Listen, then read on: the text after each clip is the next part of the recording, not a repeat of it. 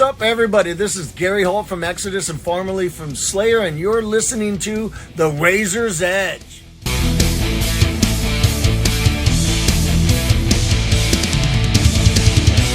Welcome back to The Razor's Edge, where today we have John from Cancer with us. John, how's it going? I'm doing well. How are you? Good, thank you.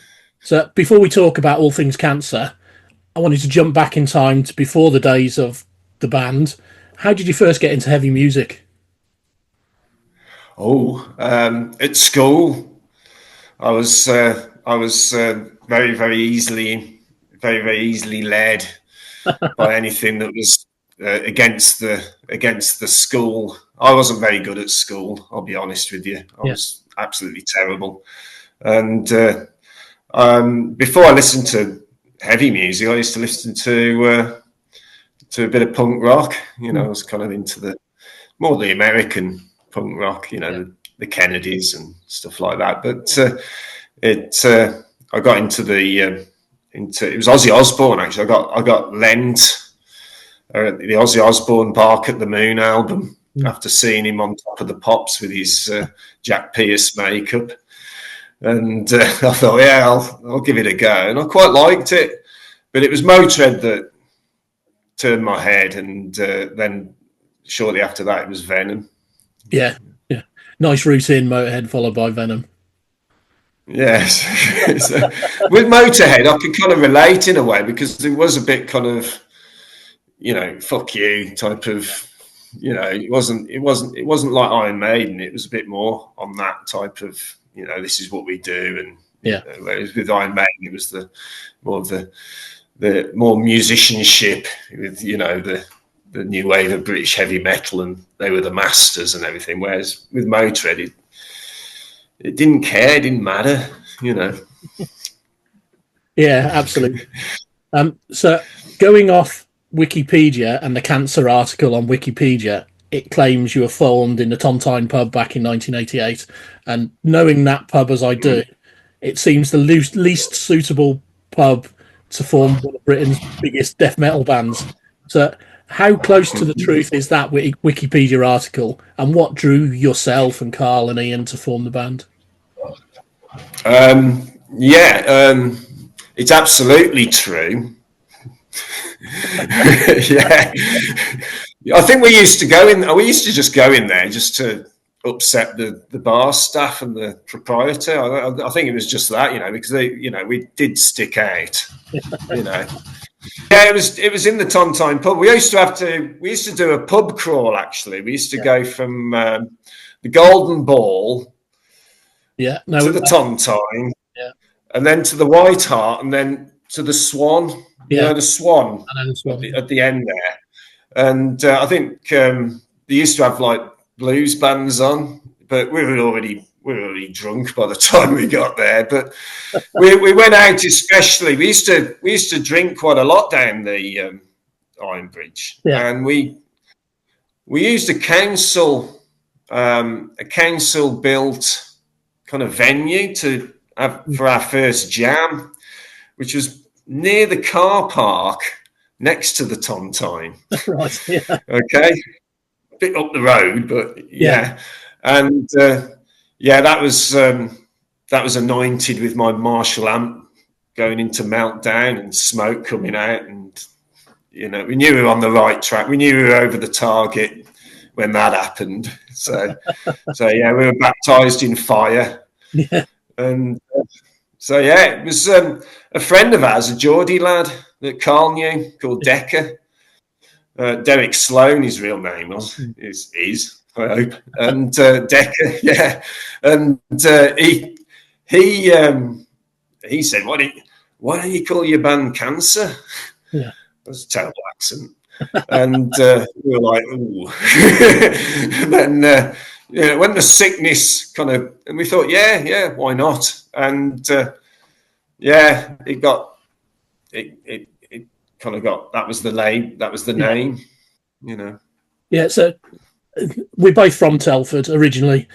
The area that these days is absolutely devoid of any kind of metal scene. But how vibrant was like the rock and metal scene in Telford back in the late 80s, early 90s? Yeah, well, we had the Ironmasters pub, didn't we? Which was two Portaloo cabins stuck together on Sainsbury's car park. That was, do you remember that? I remember that. Yeah, too young to have ever drunk in there, but I remember it well. Yeah. Well, yeah, I went there a few times underage. You know, yeah. I saw Strap On Jack there, and that was the best band I saw there. That was the best band I saw. Unbelievable. I couldn't believe it. Yeah, the sound check was the guy saying that to the sound man going, "Oh, can you turn it down a bit?"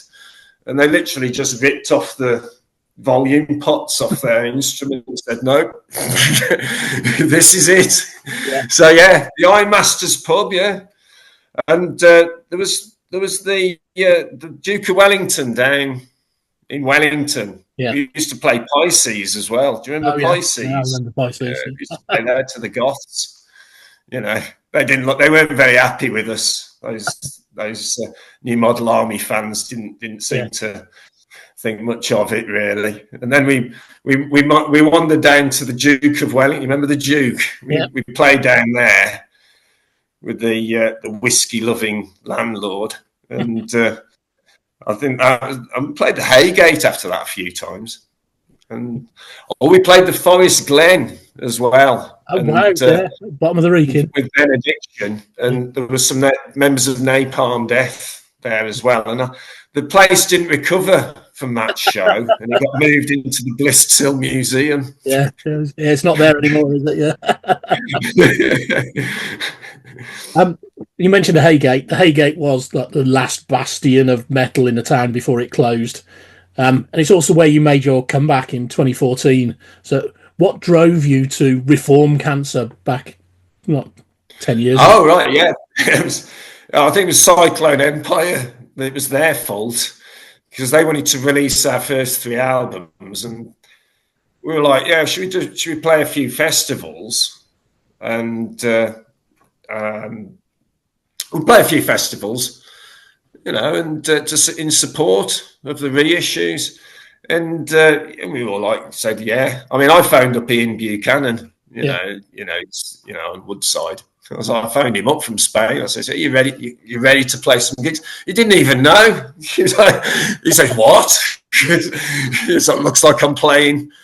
It looks like I've got to learn the Cancer set. Then, you know, and so we basically got back together just to play a few festivals, and then we got offered a deal with Peaceville, and we said, "Well, okay, we'll do an album." Yeah, you know, and, it was never supposed to be a long-term thing. Actually, it was it was just something to do, you know, for that period in our lives. Yeah, and you're still going now. You've got a new album coming, but before the new album was, I guess, before it was written, Carl and Ian stepped away from the band. So, from your perspective, what was it like seeing them step away? 2 founding members of Cancer step away. Well, I miss the conversations that we had. You know, that's the thing. You know, our Bessie Cocker and all that. You know, type of thing.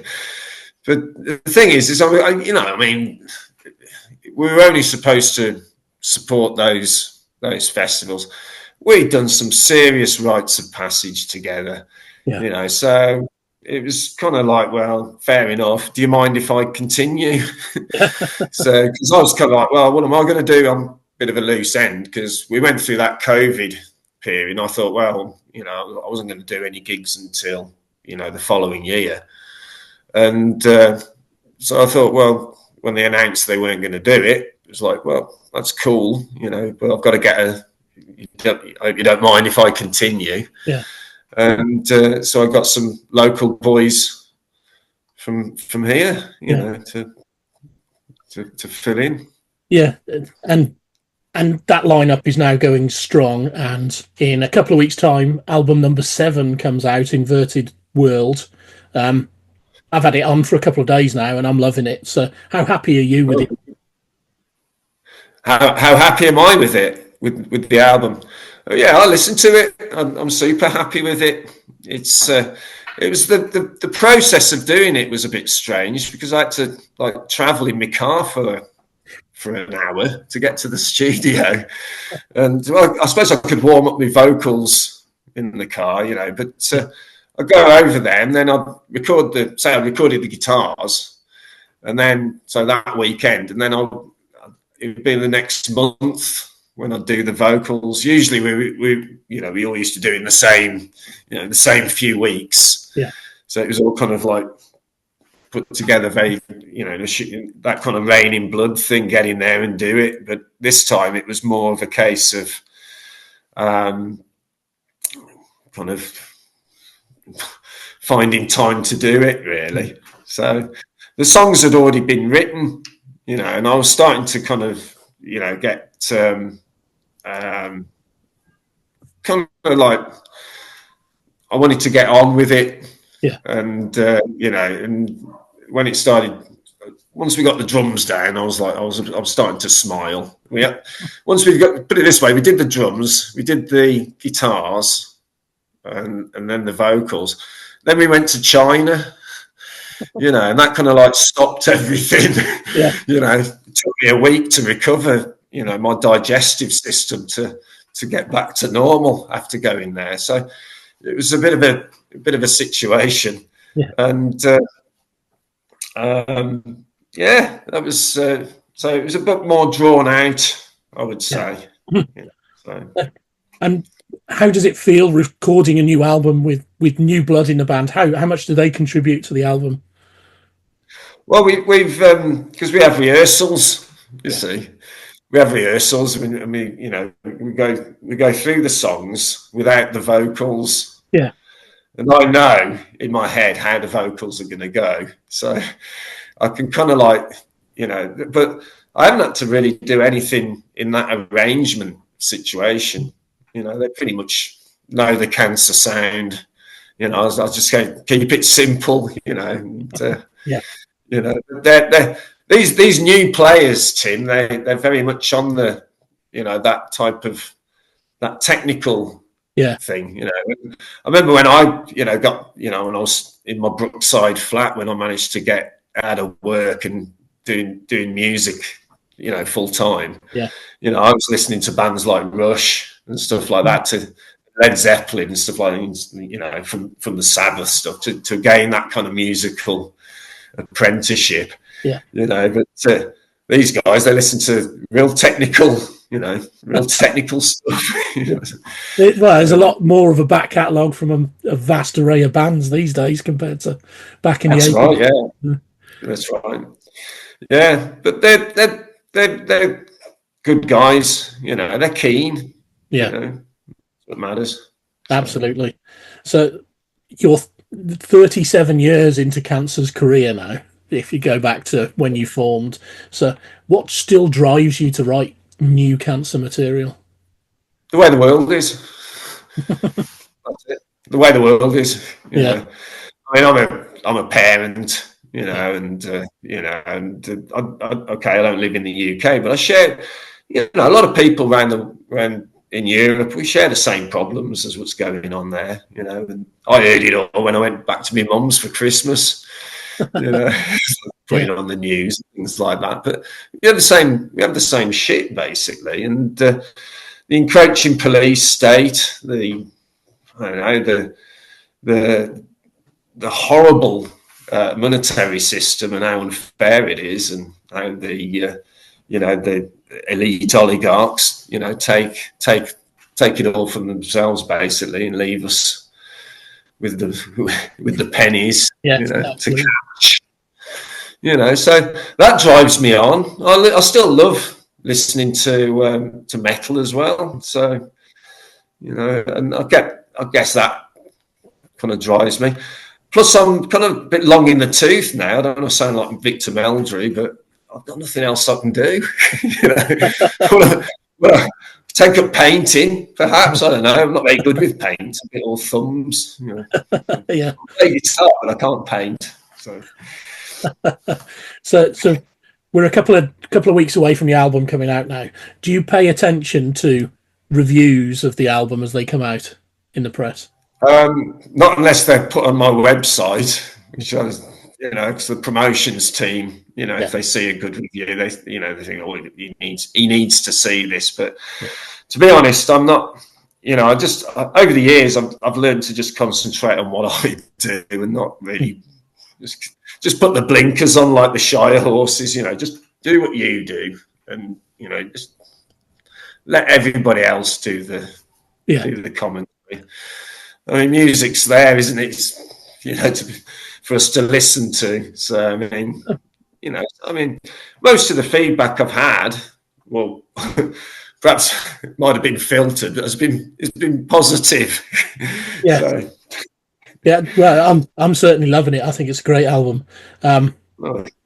So you've been through a number of labels over the years, notably that short period with East West, which I think is fair to say wasn't your best experience with a label. So how are Peaceville to work with now compared to the other labels you've been on? Fantastic. Yeah, brilliant. I can't think of anything negative to say about them. Honestly, they've after Carl and Ian left, I thought, am I going to be, I'm going to find out with the label if I've still got, some kind of leverage with the contract, and they were very supportive. Yeah. And I talked with Paul, about the artwork, and he wanted to know about the songs, and we had an hour-long conversation about the songs and the theme of the album, so he could get So it was like working with your mates. Yeah. So it's more like that. With the East-West thing, it was a bit more of a corporate entity and disinfectant in the office type thing, and secretaries and. I think, and referencing that Wikipedia article again, it quotes "major label bullshit." I think is the quote. Yeah. I think it was as a death metal band. Yeah, which we were. I mean, we tried to, I guess, because at the time we were swept along with the fashion of breaking out and trying to, do the major thing, do a corporate album, and in looking back in hindsight, it was I was traveling in India within a year after that album got released, to try and forget about it, to be honest. Fair enough. But what does the rest of 2025 have in store for Cancer? I presume you're going to do a tour of some kind. Well, I'm trying to persuade the agent to get us on at some of the main festivals to start with. We've just done a little mini tour of Italy, which was super great. That was really nice, I have to say. Got to go to the Colosseum. Oh, nice. I'm talking like a tourist now, but no, the gigs were fantastic. The one in Roma was the pinnacle of it. I felt, the crowd were just absolutely incredible. So we've got festivals. We're playing Antwerp, and I'm in an R-ing whether to play Amputate. I must admit. Yeah. Might upset a few, but nah, I'm kidding. Got a festival in Germany. We're coming back to England. We've got one in London and one in Swindon. Oh yes, I know the one you mean in Swindon. Yeah. So and I don't know what else. Usually, I like to get told. To prepare for an interview, so I know about those.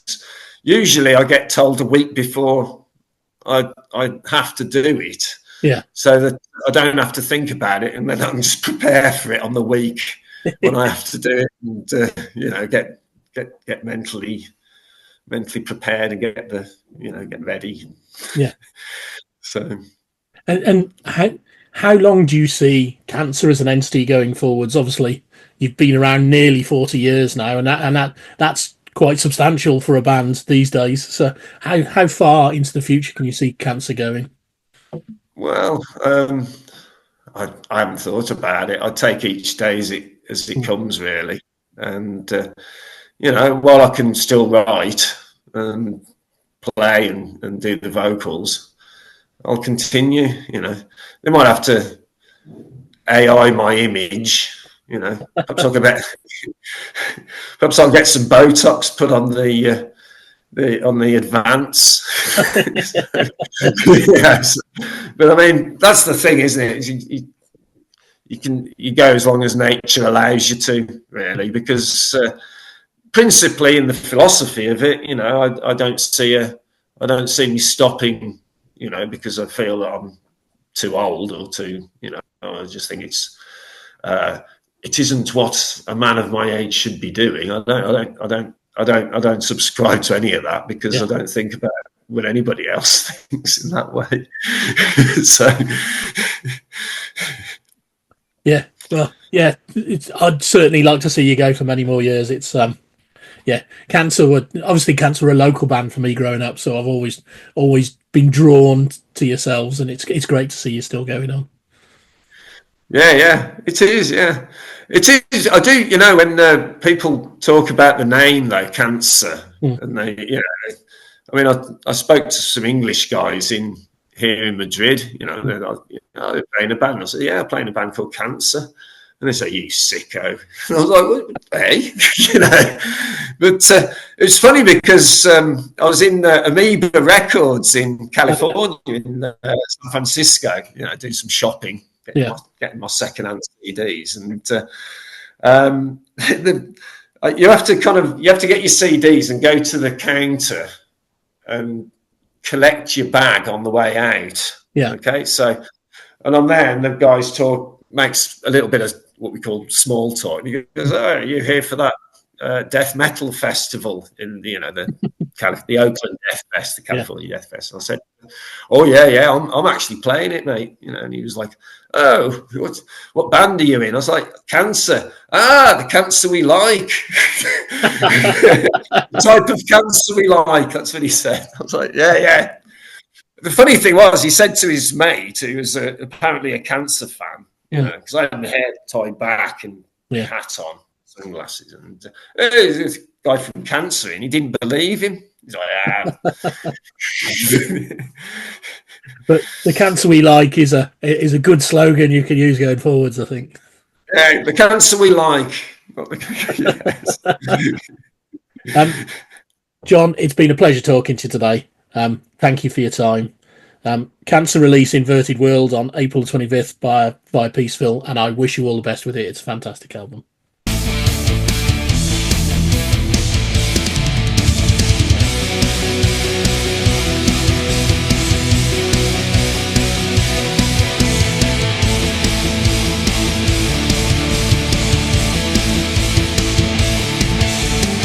Thanks for listening. Make sure you keep up to date with all of our interviews by subscribing to our channel.